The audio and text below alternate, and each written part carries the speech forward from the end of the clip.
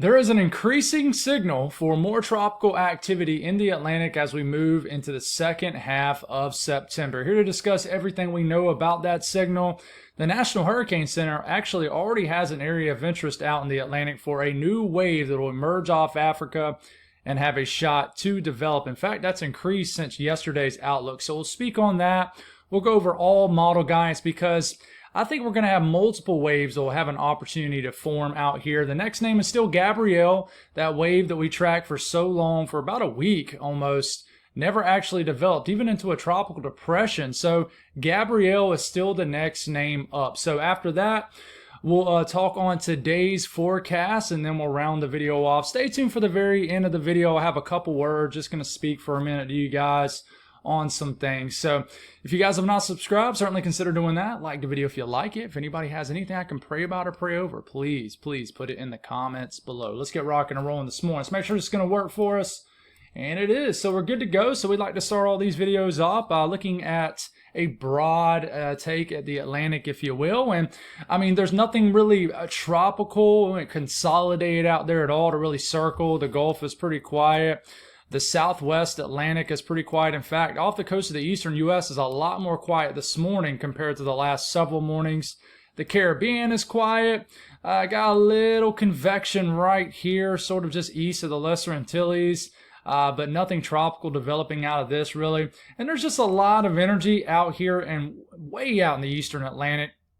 But we're going to actually watch a more dominant tropical wave that will emerge off Africa really as we get into this weekend, I think, and then have that real shot to develop as we get sometime into next week. It's Thursday, so I think this wave will kind of come off sometime this weekend, more than likely, but not a whole lot out there to really show you. It's pretty quiet. We're right in the middle of hurricane season. It's pretty wild that we don't even have one named storm out there, even if it was like just way out in the Atlantic, not bothering, anybody, like a fish storm or something. So it's pretty quiet out there. So we'll continue to move forward. Is it going to stay quiet? The latest from the National Hurricane Center does have an area of interest up here in the yellow. And if you had tuned into yesterday morning's video, not to toot my own horn or anything like that, I did circle kind of this area in yellow, where I thought that the National Hurricane Center was going to issue at least an area of interest up and say maybe a 10 to 20% chance. And yesterday it came up, it was at a 20. Now we're waking up to a 30% chance of tropical development. If you read the discussion here, it says a tropical wave is forecast to emerge offshore of West Africa in a couple of days. And the conditions, support slow development of this system over the weekend into early next week as the wave moves to the west in general. So we'll see if this gets bumped up to a 40% chance, which would make it technically go from a low to a medium percent chance per the National Hurricane Center. But I wouldn't say we're tracking anything, but we are now in watching mode for sure. So let's go over the latest from all model guidance. Let's take a look at the Euro. And we always like to start these off about 48 hours out. So this is for Saturday morning, September the 13th. And there's not really much to show you out here at all. In fact, we get into Sunday. There's the wave right here. So it's actually pretty much moved well offshore of Africa at this point. And I really think this could begin to actually move offshore even as early as tomorrow. But it really begins to show up a lot more as we get into Sunday. And then we get into Monday. And here it is. That is a tropical wave. And I know it doesn't look much different than maybe other areas of green on your screen, but you can see the L with it. So this is definitely some sort of wave here. And as we move into Tuesday, it looks like a solid area of moisture out here, tropical moisture. And as we move into Wednesday, it gains some latitude, which is good for landmass, right? And then we get, this is 8 days out, 1,007 millibar low, so it's not that strong. It could gain some strength, but it really has this fizzling out. And the Euro likes the idea of a stronger wave in the next 9 to 10 days coming off Africa behind it and making the entire track across the MDR Atlantic as a decent in strength tropical cyclone, not a major hurricane or anything like that. But it does have a hurricane, in late September. I mean, it's pretty far out, 360 hours out. September 25th. It does have a hurricane getting closer to Leeward Islands, but as always, it's hard to take this super serious when it's so far out. But what you take from this is it doesn't just like one wave, but it likes multiple waves, right? So we continue to move forward here, and we look a little bit closer to home. We'll start this Monday morning. We'll start this off with Monday, September the 15th. Anything closer to home, like that CAG that I've been talking about, CAG, Central American Gyro, big old broad area of low pressure over Central America, that can sometimes spin up some tropical development. But we get about a week from today, not a whole lot of anything that I'm seeing. We get about 10 days from now, nothing. I mean, there's really nothing showing up on this run. The GFS, what does it show? We got about 10 days worth of the run, and we get into Monday, and it really fires off this tropical wave pretty fast. And it actually gets it all the way into a hurricane as early as next Tuesday. And but then it gains some latitude pretty fast. And as we get about a week from today, it has a pretty strong hurricane getting north, so that's good. But it is a pretty strong system, but it has some weird erratic movement. You're thinking it's about to just kind of continue to scoot further and further out to sea, and then we start to get into about a week out, and we have a major hurricane just chilling right here, well northeast of the Leeward Islands, so not bothering a soul, but the GFS is a lot more aggressive with this system, right? So we'll definitely watch this.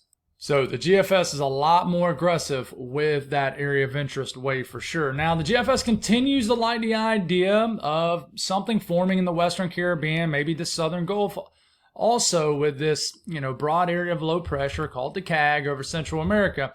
And it wants to spin up a tropical storm about a week from today, somewhere right offshore of the Yucatan Peninsula, Western Caribbean, and then sneaks a strong hurricane into the Southern Gulf and stares down obviously the Gulf Coast after that. So, GFS wanting to have a hurricane here in the Northeast Gulf, and then has a major hurricane way out in the Atlantic, not bothering anybody. Of course, this one's more dangerous than this one because it's staring down landmass. But it's hard to take either one of these scenarios serious, because if you flip back and you look at the European at the same time frame, let's go 240 hours out, that's what it looks like. This is what the GFS looks like. That's what the Euro looks like. No agreement there 10 days out, which we wouldn't expect a whole lot of agreement. But the GFS just continues to just do some wild stuff. And I'm not going to sit here and say that I'm going to doubt the GFS completely here, because I do think the pattern could support some CAG, kind of event CAG. And if, like I said, I know I keep repeating myself, but CAG stands for Central American Gyro, CAG. Like I said, broad area low pressure over Central America can spin up some tropical development.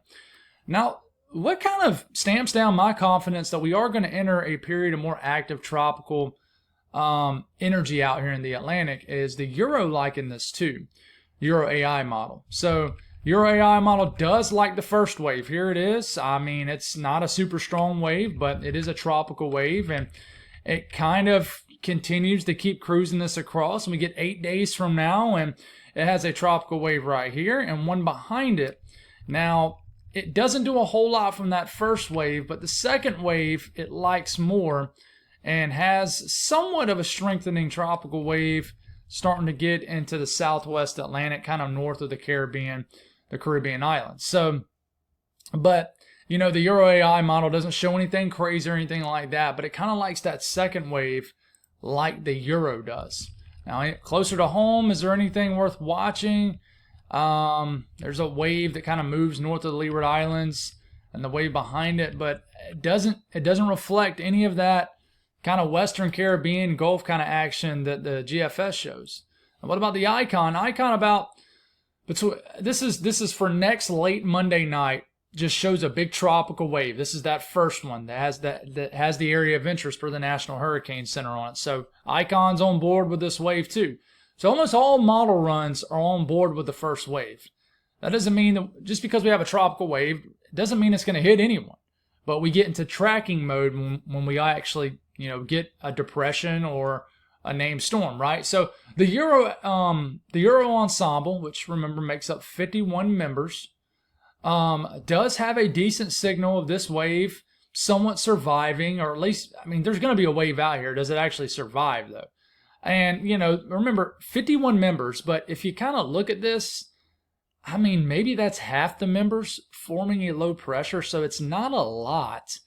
And then we go about 10 days out, and you'll take a couple things from this. The first thing is this is our first wave, and more members are actually on the screen. So what that tells me is if this wave maybe survives the MDR, main development region, maybe it can get a boost if it can make it 10 days from now all the way into this area of the Atlantic here, because you have some stronger members kind of in here and some weaker members also. And you got a little signal right here too for something spinning up. And listen, there is a little bit of a signal for that CAG, right? Area of low pressure, maybe in the Southern Gulf, the Western Caribbean, but it's mostly tucked into the Eastern Pacific side. And if you look way over here, there's another signal for a wave emerging also, which the Euro really likes. Now we go to the GFS ensemble, and we go about a week from today. It likes the first wave, and a lot of these members are pretty strong too, a named storm in strength here. But there is a lot of them gaining latitude. Some of them are heading a little bit too far west for our liking, but there's definitely a much stronger signal for a CAG, for a CAG. Now we go about 10 days out, and I think it's doing that because the other model run is running right now. No, I think it's just having some issues.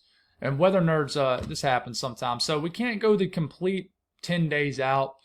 But the last thing we'll talk about with the tropics here is the Climate Prediction Center, the Global Tropics Hazard Outlook, kind of backs up this, right? So we do have a 20%, and this is for the 17th through the 23rd. Okay, they like a 20% chance of tropical development in this pink area here in the Southern Gulf and Western Caribbean.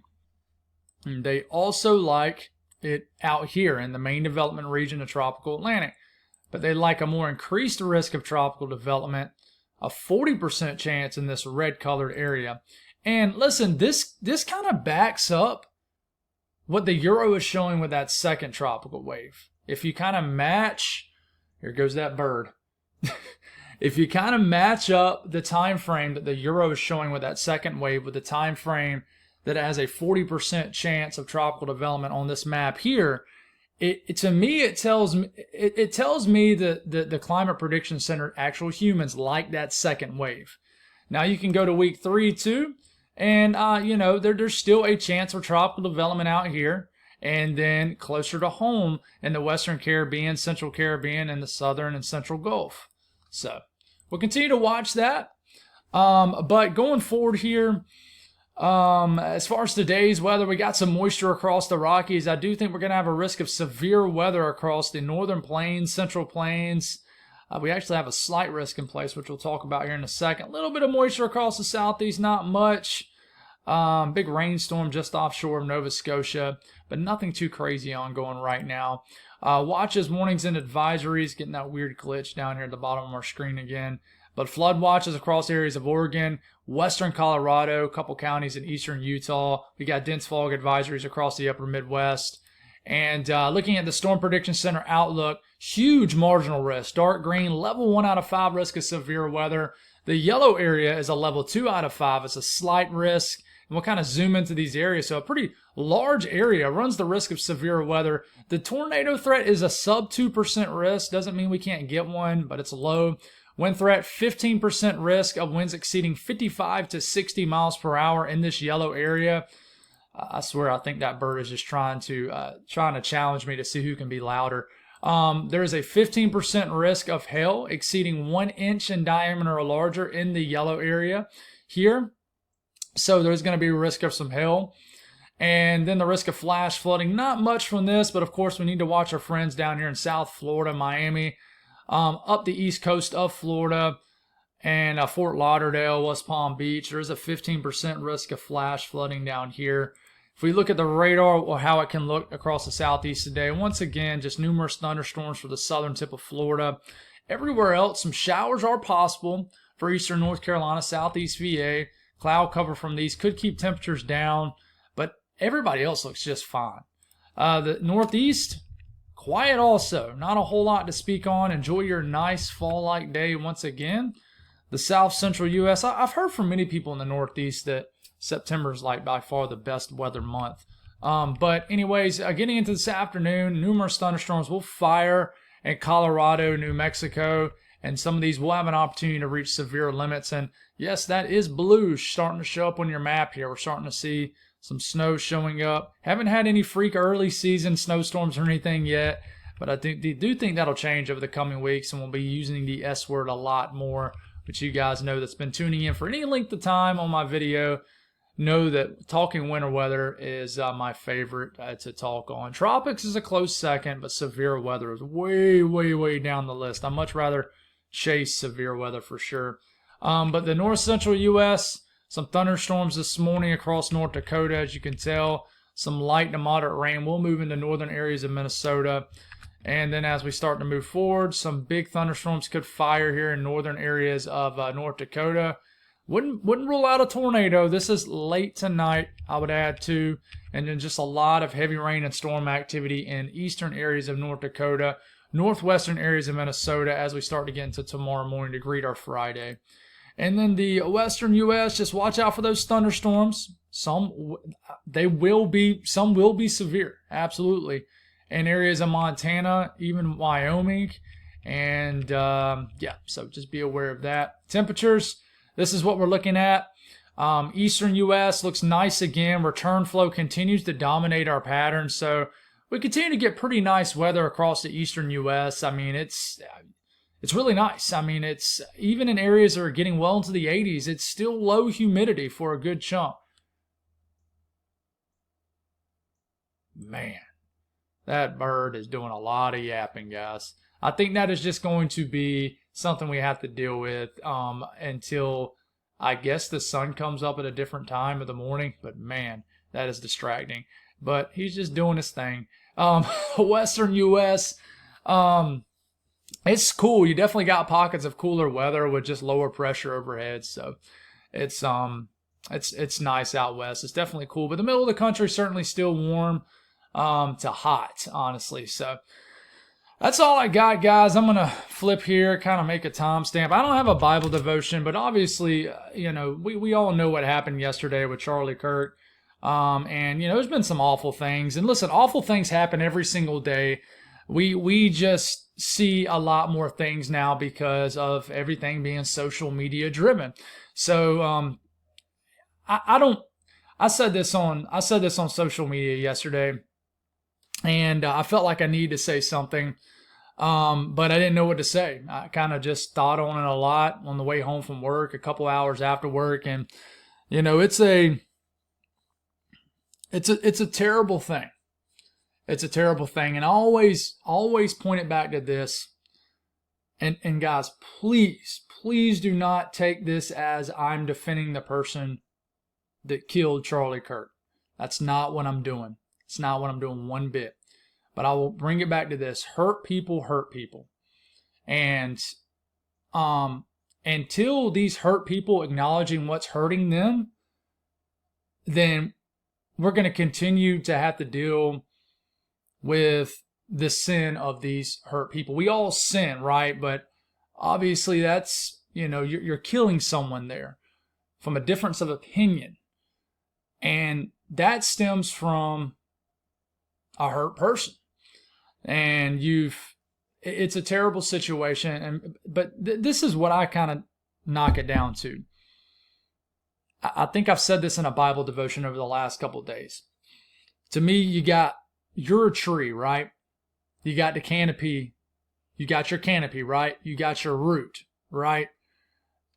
If you're going through something, you're going through struggle, you don't know how to handle it, you're beat down in life, you haven't accomplished anything in life, you're just a nasty, mean person, that is stemming from something.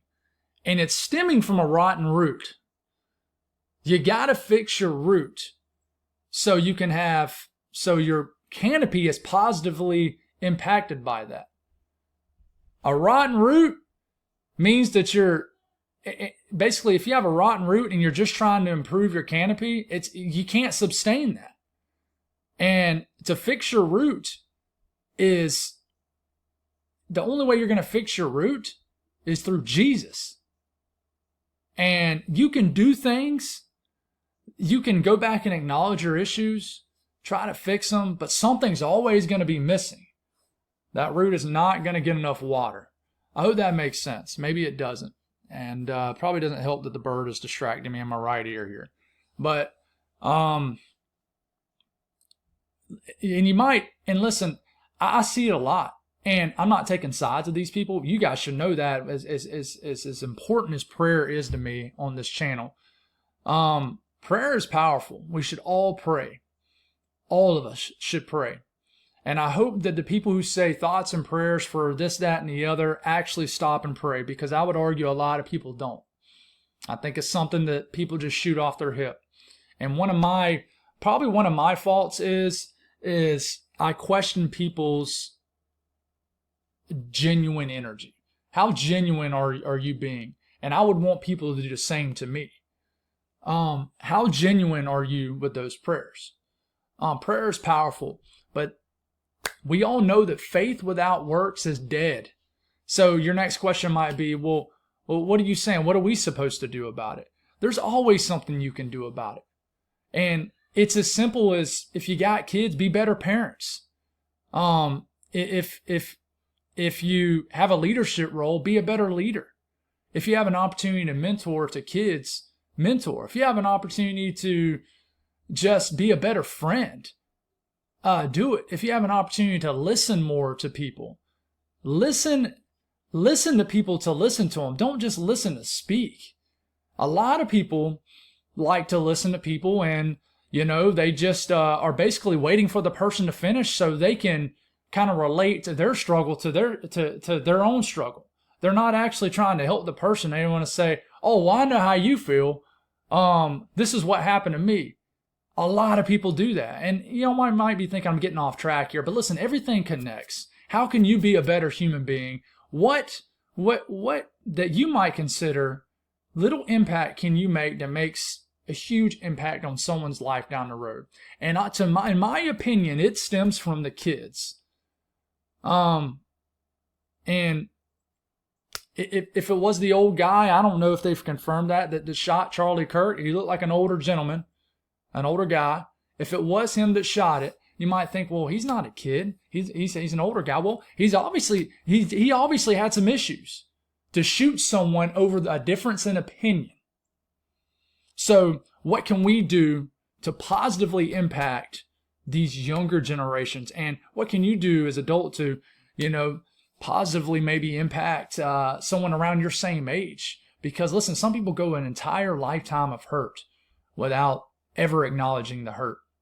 And the way you acknowledge that hurt is through Jesus. He's going to get you through it. So it doesn't help that the country, in general, in my opinion, promotes a canopy approach. They do not everybody, obviously, but I think we want to sugarcoat things instead of dig deep and acknowledge what's really hurting that person. Nobody wants to dig deep. You see it on both political parties. Both political parties say some outrageous stuff. I see it in the comments all the time. So if you notice I'm a little bit high energy today on this, I am. I haven't really said much on social media. I posted one time about it. I'm not going to be that person that just blah, blah, blah, blah, posts 1,000 things on social media and wants to argue with the entire world. But I think it all stems to the fact that people are lost. And what can you do as a person, especially my fellow believers out there? What can you do as a person? And this is me asking myself this too, to help bring others to Jesus, to plant seeds so God can work in and work in and do the rest, right? So what can you do? There's always something you can do. And I think a lot of it just starts with us parents being better parents. How can we set better examples?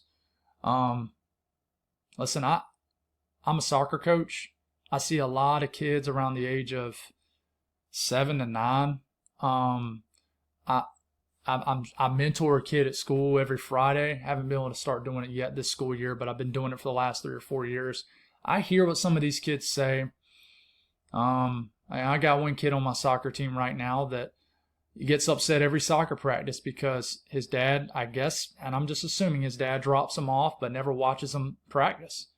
It amazes me that some people just drop their kids off to soccer practice, but they don't even watch them. They go sit in their car. To me, that's an issue. And maybe somebody disagrees with that.